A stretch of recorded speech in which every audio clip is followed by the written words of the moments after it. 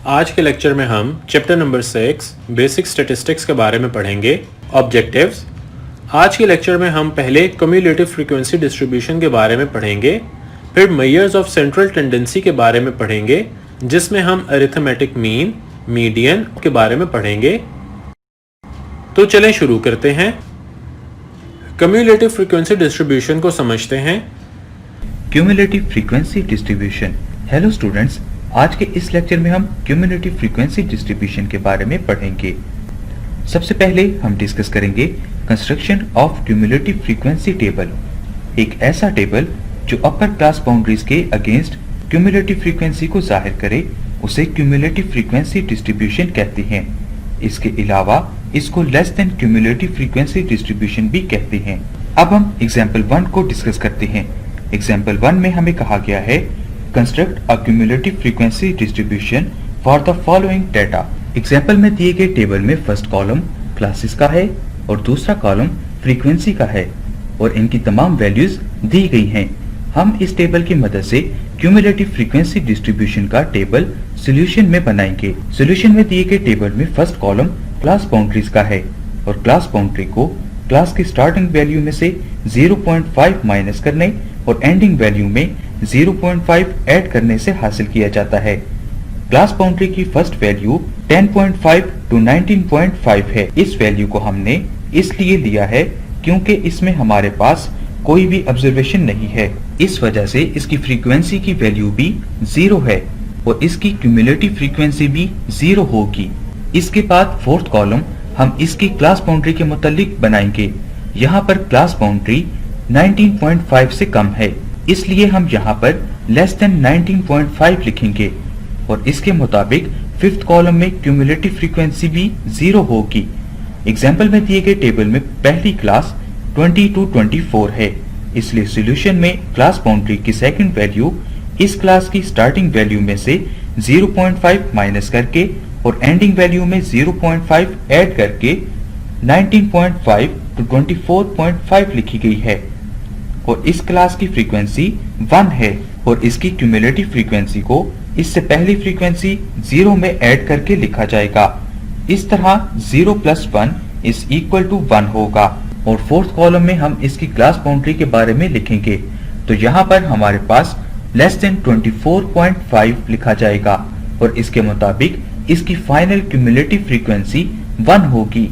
Example में दिए गए टेबल की क्लासेस की सेकंड वैल्यू 25 to 29 के 25 में से 0.5 माइनस करने और 29 में 0.5 ऐड करने से 24.5 to 29.5 हासिल की जाएगी।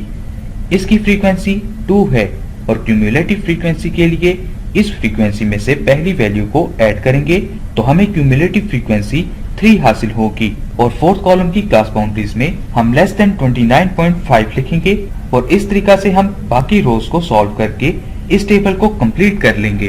अब हम डिस्कस करेंगे drying of cumulative frequency polygon और ऑर्किव। इसको बनाने के लिए मुदर्जा झैल तरीकाकार का इस्तेमाल किया जाता है। स्टेप नंबर 1 के मुताबिक क्लास बाउंड्रीज को x एक्सिस पर और फ्रीक्वेंसी को y एक्सिस पर मार्क करें। स्टेप नंबर 2 के मुताबिक दी गई फ्रीक्वेंसी के लिए अपर क्लास बाउंड्रीज के सामने पॉइंट बनाएं। स्टेप नंबर 3 के मुताबिक इन पॉइंट्स को लाइन सेगमेंट की मदद से आपस में मिला दें। स्टेप नंबर 4 के मुताबिक एक क्लोज फिगर बनाने के लिए लास्ट पॉइंट से x एक्सिस तक एक परपेंडिकुलर बनाएं। आए अब एक और मिसाल से इसको समझने की कोशिश करते हैं। एग्जाम्पल 2 में हमें कहा गया है construct a cumulative frequency polygon for the given data. Example में दिए गए टेबल में क्लास लिमिट और फ्रीक्वेंसी की वैल्यू दी गई हैं और हम इसकी मदद से क्यूमुलेटिव फ्रीक्वेंसी पॉलीगॉन को इसके सॉल्यूशन में बनाएंगे। इस टेबल में फर्स्ट कॉलम में हम क्लास लिमिट्स को लिखेंगे। पहले हम फर्स्ट ग्रुप से पहले एक ग्रुप को ऐड करेंगे, फिर हम क्लास बाउंड्रीज बनाएंगे और क्यूमुलेटिव फ्रीक्वेंसी कैलकुलेट करेंगे जैसा कि हमें एग्जाम्पल में दिया गया है। लेकिन हम यहाँ पर क्लास लिमिट 1 to 3 से स्टार्ट करेंगे ताकि 4 से आने वाली वैल्यूज भी शामिल हो जाएं। क्लास लिमिट्स की वैल्यूज हमारे पास ये होंगी 1 to 3, 4 to 6, 7 to 9, 10 to 12 और 13 to 15। अब हम अगला कॉलम क्लास बाउंड्रीज का बनाएंगे। क्लास बाउंड्री की वैल्यू क्लास लिमिट की स्टार्टिंग वैल्यू में से 0.5 माइनस करने और एंडिंग पॉइंट में 0.5 ऐड करने से हासिल होती है। तो इस तरह से हमारे पास क्लास बाउंड्री की वैल्यूज ये होंगी 0.5 to 3.5, 3.5 to 6.5, 6.5 to 9.5, 9.5 to 12.5 और 12.5 to 15.5। इसके बाद अब हम इनकी फ्रीक्वेंसी मालूम करने के लिए फ्रीक्वेंसी का कॉलम बनाएंगे। अब यहाँ पर क्लास लिमिट 1 to 3 की कोई भी ऑब्जर्वेशन नहीं है, इसलिए इसकी फ्रीक्वेंसी 0 होगी और बाकी तमाम वैल्यूज की जो फ्रीक्वेंसी एग्जाम्पल में दी गई हैं वो ही हम यहाँ भी लिखेंगे। अब हम इसकी क्यूमुलेटिव फ्रीक्वेंसी मालूम करेंगे। क्यूमुलेटिव फ्रीक्वेंसी मालूम करने के लिए हम फ्रीक्वेंसी का इस्तेमाल करेंगे। फ्रीक्वेंसी की फर्स्ट वैल्यू 0 है तो क्यूमुलेटिव फ्रीक्वेंसी की फर्स्ट वैल्यू भी 0 होगी। क्यूमुलेटिव फ्रीक्वेंसी की सेकंड वैल्यू मालूम करने के लिए हम फ्रीक्वेंसी की सेकंड वैल्यू को क्यूमुलेटिव फ्रीक्वेंसी की फर्स्ट वैल्यू में ऐड करेंगे, तो इस तरह 0 + 2 से हमें 2 हासिल होगा। और इसी तरह क्यूमुलेटिव फ्रीक्वेंसी की थर्ड वैल्यू मालूम करने के लिए हम फ्रीक्वेंसी की थर्ड वैल्यू को क्यूमुलेटिव फ्रीक्वेंसी की सेकंड वैल्यू में ऐड करके हासिल करेंगे। इस तरह 2 + 4 से हमें 6 हासिल होगा। अब हम इसी तरीका से बाकी तमाम वैल्यूज को भी मालूम करके टेबल कंप्लीट कर लेंगे। अब हम फ्रीक्वेंसी डिस्ट्रीब्यूशन को लेस देन क्यूमुलेटिव डिस्ट्रीब्यूशन की सूरत में मुदरजा झैल तरीका से लिखेंगे। इस टेबल में हम क्लास बाउंड्रीज और क्यूमुलेटिव फ्रीक्वेंसी के मुतालिक बताएंगे। पिछले टेबल में क्लास बाउंड्री की पहली वैल्यू की एंडिंग वैल्यू 3.5 थी, इसलिए हम यहाँ 3.5 लेस देन लिखेंगे और इसकी क्यूमुलेटिव फ्रीक्वेंसी वही होगी जो पिछले टेबल में थी।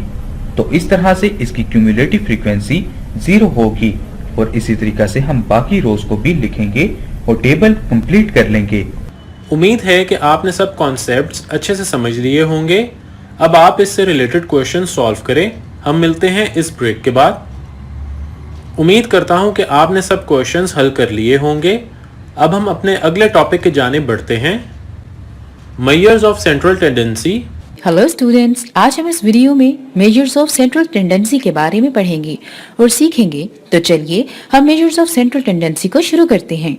मेजर्स ऑफ सेंट्रल टेंडेंसी, आइए पहले हम इसका इंट्रोडक्शन लेते हैं। इंट्रोडक्शन। फ्रीक्वेंसी डिस्ट्रीब्यूशन और ग्राफिकल टेक्निक्स का मकसद ये है कि हम डेटा को मुख्तलिफ पहलुओं से समझ सकें और इसकी बहुत सादा और आसान तरीके से वजाहत कर सकें। डेफिनेशन। इसकी डेफिनेशन के मुताबिक एक वैल्यू जो दिए गए डेटा के सेट को डिस्क्राइब करती है, उस डेटा सेट की सेंट्रल पोजीशन को आइडेंटिफाई करती है। दिए गए डेटा सेट 1, 2, 3, 4, 5, 6 और 7 में सेंट्रल पोजीशन या सेंट्रल वैल्यू 4 है। सेंट्रल वैल्यू को निकालने के लिए इस्तेमाल होने वाली टेक्निक्स या मेजर्स को मेजर्स ऑफ सेंट्रल टेंडेंसी कहते हैं। इस सेक्शन में हम दरअसल मेजर्स ऑफ सेंट्रल टेंडेंसी के बारे में डिस्कस करेंगे। Number 1 arithmetic mean, number 2 median, number 3 mode, number 4 geometric mean, number 5 harmonic mean, number 6 quartiles. ये तमाम मेजर्स मुख्तलिफ सूरत हाल में डेटा की नोयत के मुताबिक इस्तेमाल की जाती हैं। Arithmetic mean. अरिथमेटिक मीन एक ऐसी मेजर है जिसमें दी गई ऑब्जर्वेशन को स्टडी की जाने वाले तमाम ऑब्जर्वेशंस के सम को इन ऑब्जर्वेशंस की तादाद के साथ तकसीम किया जाता है। अरिथमेटिक मीन को x बार से जाहिर किया जाता है। Arithmetic mean x bar is equal to sum x over n, that is equal to sum of all values observation over number of observation. Data की दो अक़साम कंप्यूटेशन ऑफ अरिथमेटिक मीन होती हैं। Computation of arithmetic mean. Data की दो अक़साम होती हैं। Number 1 group data, number 2 ungroup data. Data की इन दो अक़साम के लिए मीन मालूम करने के मुख्तलिफ मेथड्स हैं जिनकी एक्सप्लेनेशन दरअसल मिसालों से की जाएगी। Number 1 ungroup data. Ungroup data का मीन मालूम करने के लिए हमारे पास 3 तरीके हैं। Number 1 direct method by definition. इस तरीकाकार का फॉर्मूला ये है x bar is equal to sum of all observations over number of observations। अब हम एक मिसाल के साथ इसको समझते हैं। Example number 1, the marks of 7 students in mathematics are as follows. Calculate the arithmetic mean and interpret the results. Solution. Let x is equal to marks of a student. X bar is equal to sum of all observations or over number of observation, that is equal to x1 plus x2 plus x3 plus x7 over x7 or x bar is equal to 45 plus 60 plus 74 plus 58 plus 65 plus 63 plus 49 over 7 that is equal to 414 over 7 and that is equal to 59.14 marks. Explanation. अगर data का unit marks है तो result भी marks में ही होगा। इस बात को जहन में रखते हुए हम कह सकते हैं कि एवरेज के मुताबिक हर स्टूडेंट ने 59 मार्क्स हासिल किए। नंबर 2, इनडायरेक्ट शॉर्टकट और कोडिंग मेथड। इनडायरेक्ट मेथड में मीन निकालने के हमारे पास 2 तरीके हैं। इन तरीकों को हम तब इस्तेमाल करते हैं जब मीन मालूम करने के लिए हमारे पास डेटा की वैल्यूज बड़ी होती हैं। इन मेथड्स के तहत मीन निकालना निहायत आसान है। ये मेथड सिर्फ थ्योरेटिकल है और अमलन इस्तेमाल नहीं किए जा सकते क्योंकि बहुत बड़े डेटा से मीन निकालने के लिए स्टैटिस्टिकल सॉफ्टवेयर मौजूद हैं, लेकिन स्टूडेंट्स को इन मेथड से वाकिफ होना जरूरी है। ये मेथड्स दरअसल हैं। नंबर 1, यूजिंग एन अज्यूम्ड और provisional mean. Number 2, using a provisional mean and changing scale of a variable. किसी भी वेरिएबल की वैल्यू में से किसी भी कांस्टेंट a को माइनस करना डेविएशन कहलाता है।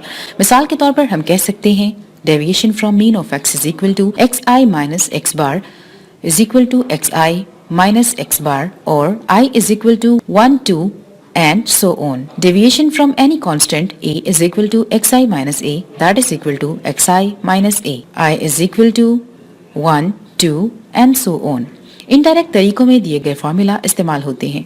Number 1, x bar is equal to a plus sum of I is equal to 1 up to n into di over n.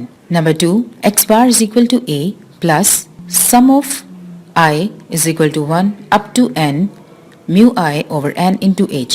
यहाँ पर di is equal to xi minus a में a को x की कोई भी value कहा गया है। इसे assumed या provisional mean कहते हैं। mu I is equal to xi minus a over h। यहाँ पर h x की वैल्यू का मल्टीपल कांस्टेंट है। चलिए अब हम एक और मिसाल को समझते हैं। Example number 2. The salaries of 5 teachers are as follows. Find the mean salary using direct and indirect methods and compare the results. 11,500, 12,400, 15,000, 14,500, 14,800. Solutions. हम इसको कुछ इस तरह से हल करते हैं कि पहले डायरेक्ट मेथड को इस्तेमाल करते हैं। Number A. Using direct method. X bar is equal to sum of I is equal to 1 up to 5 xi over 5. That is equal to 11,500 plus 12,400 plus 15,000 plus 14,500 plus 14,800 over 5. That is equal to 74,000 over 5 and that is equal to 13,640 rupees. हम फर्ज करते हैं कि a बराबर है 13,000 के, di बराबर है xi minus 1300 के और h बराबर है 100 के और mu I is equal to xi minus a over 100 है। इसके तमाम रिजल्ट्स टेबल में दिखाए गए हैं। Number 1, using indirect methods, x bar is equal to 13,000 plus 3,200 over 5 जो कि बराबर है 13,000 जमा 640 के जो कि बराबर है 13,640 रुपए के।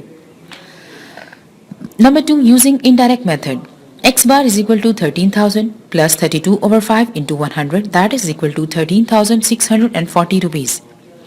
आज का हमारा टॉपिक है ग्रुप डाटा और कॉन्टिन्यूस डाटा। इस वीडियो में हम ग्रुप डाटा के बारे में पढ़ेंगे, तो चलिए शुरू करते हैं। ग्रुप डाटा के लिए मीडियन मालूम करने के लिए हम दिए गए कुछ स्टेप्स को शामिल करेंगे। स्टेप नंबर 1 के मुताबिक क्लास बाउंड्रीज को मालूम करें। स्टेप नंबर 2 के मुताबिक क्यूमुलेटिव फ्रीक्वेंसी का कॉलम बनाएं। स्टेप नंबर 3 के मुताबिक मीडियन क्लास को मालूम करने के लिए क्यूमुलेटिव फ्रीक्वेंसी का इस्तेमाल करेंगे, यानी the class containing 20/2। Step number 4 के मुताबिक दिए गए फार्मूला को इस्तेमाल करें। Median is equal to L plus H over F into N/2 minus C। Formula में L को मीडियन क्लास की लोअर क्लास बाउंड्री के लिए इस्तेमाल करेंगे, H को मीडियन क्लास के क्लास इंटरवल के साइज के लिए इस्तेमाल करेंगे, F मीडियन क्लास की फ्रीक्वेंसी के लिए इस्तेमाल होगा, C को मीडियन क्लास की क्यूमुलेटिव फ्रीक्वेंसी के लिए इस्तेमाल करेंगे। तो चलें अब हम एक मिसाल के साथ इसको समझते हैं। एग्जाम्पल में हमें कहा गया है the following data is the time taken by 40 students to solve a problem is recorded, find the median time taken by the students.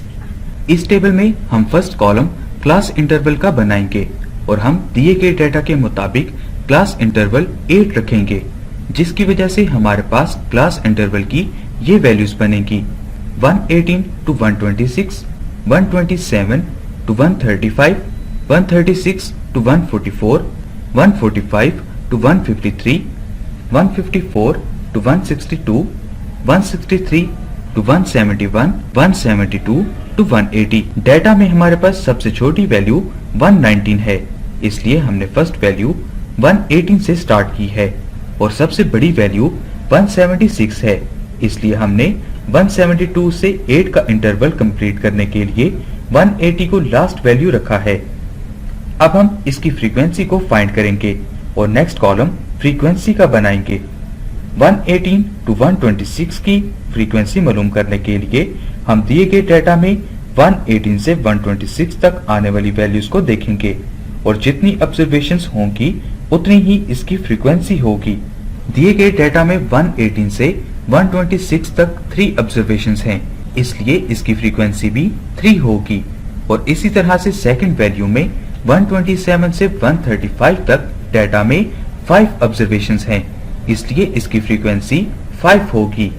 इसी तरीका से हम बाकी तमाम वैल्यूज की फ्रीक्वेंसी मालूम कर लेंगे और फिर फ्रीक्वेंसी की तमाम वैल्यूज का सम फाइंड करेंगे और इस तरह हमारे पास sum sigma F is equal to 40 आएगा।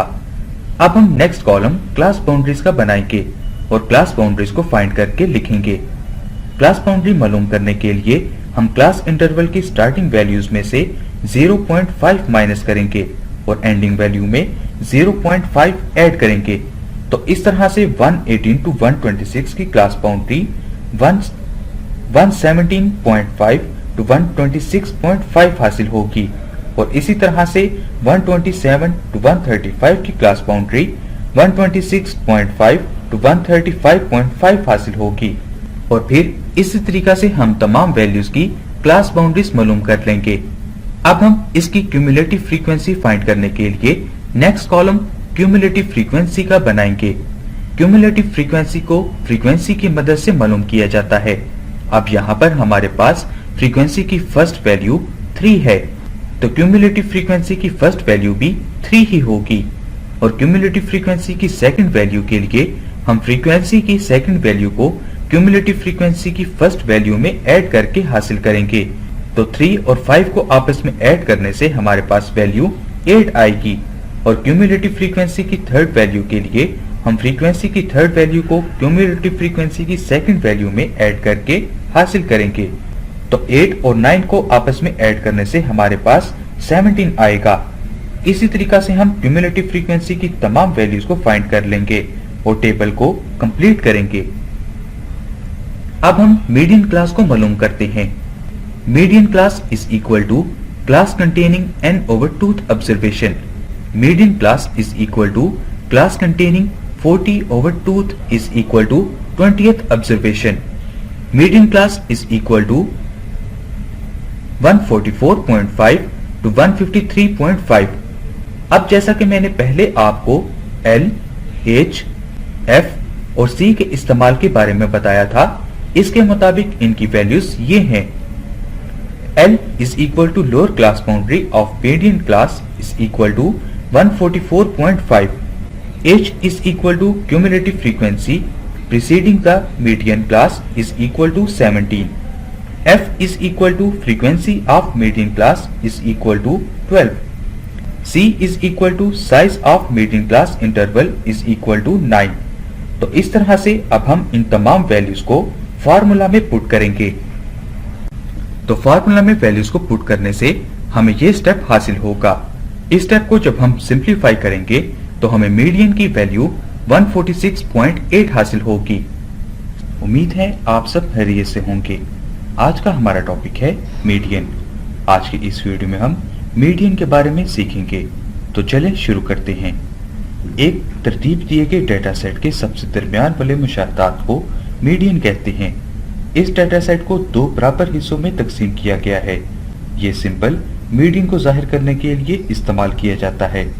हम आगे बताए गए फार्मूलाज इस्तेमाल करके मीडियन का तयन करेंगे।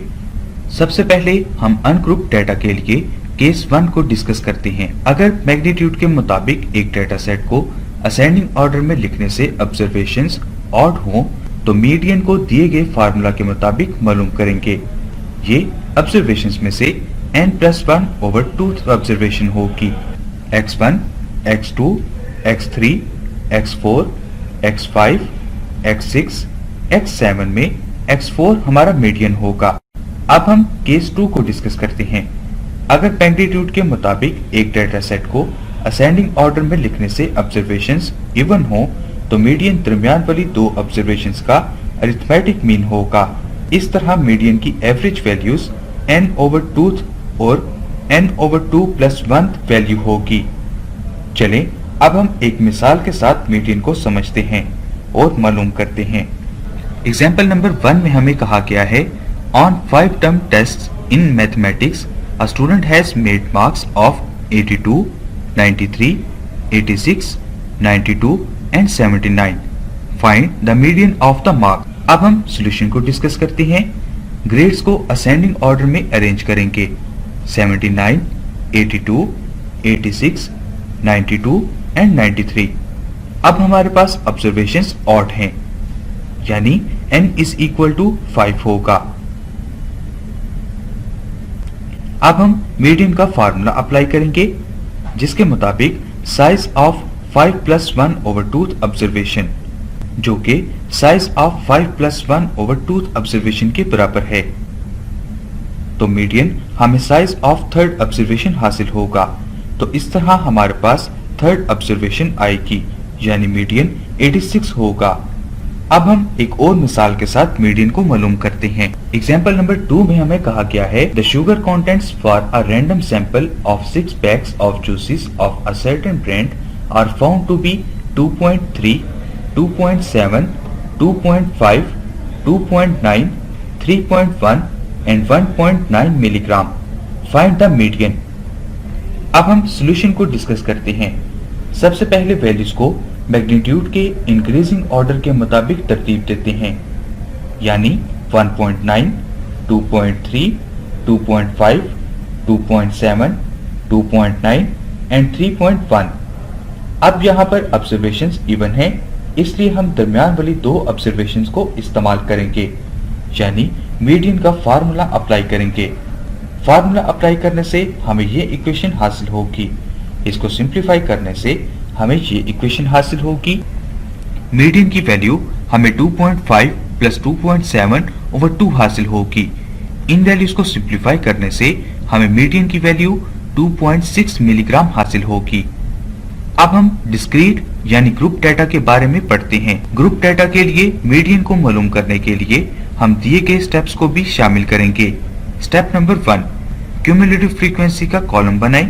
स्टेप नंबर 2, मीडियन ऑब्जर्वेशंस को क्यूमुलेटिव फ्रीक्वेंसी के इस्तेमाल से मालूम करें, जैसे कि the class containing n/2 observation. चलें अब हम एक मिसाल के साथ इसको समझने की कोशिश करते हैं। एग्जाम्पल नंबर 3 में हमें कहा गया है find the median for the following frequency distribution. Solution में हम सबसे पहले क्यूमुलेटिव फ्रीक्वेंसी का कॉलम बनाएंगे। इस टेबल में क्यूमुलेटिव फ्रीक्वेंसी मालूम करने के लिए हम फ्रीक्वेंसी की वैल्यूज को यूज करेंगे। फ्रीक्वेंसी की फर्स्ट वैल्यू 3 है, तो क्यूमुलेटिव फ्रीक्वेंसी की फर्स्ट वैल्यू भी 3 होगी। और क्यूमुलेटिव फ्रीक्वेंसी की सेकंड वैल्यू मालूम करने के लिए हम फ्रीक्वेंसी की सेकंड वैल्यू को क्यूमुलेटिव फ्रीक्वेंसी की फर्स्ट वैल्यू में ऐड करके मालूम करेंगे। इस तरह 3 + 8 से हमें 11 हासिल होगा। अब इसी तरह क्यूमुलेटिव फ्रीक्वेंसी की थर्ड वैल्यू के लिए हम फ्रीक्वेंसी की थर्ड वैल्यू को क्यूमुलेटिव फ्रीक्वेंसी की सेकंड वैल्यू में ऐड करके लिखेंगे। इस तरह 11 + 5 से हमें 16 हासिल होगा। इसी तरीका से हम क्यूमुलेटिव फ्रीक्वेंसी की बाकी वैल्यूज भी मालूम करेंगे और टेबल को कंप्लीट करेंगे। अब हम मुदर्जा झैल स्टेप्स के थ्रू अपने मीडियन को हासिल करेंगे। स्टेप नंबर 1 के मुताबिक median is equal to the class containing n/2 observation. Step number 2 के मुताबिक median is equal to class containing 20/2 observation. Step number 3 के मुताबिक median is equal to the class containing 10th observation. तो हमारी 10th observation 2 है, यानी हमारा median 2 होगा।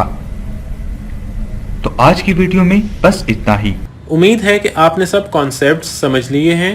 मजीद आप इनकी प्रैक्टिस करें। हम फिर मिलते हैं नेक्स्ट लेक्चर में। तब तक के लिए अल्लाह हाफिज।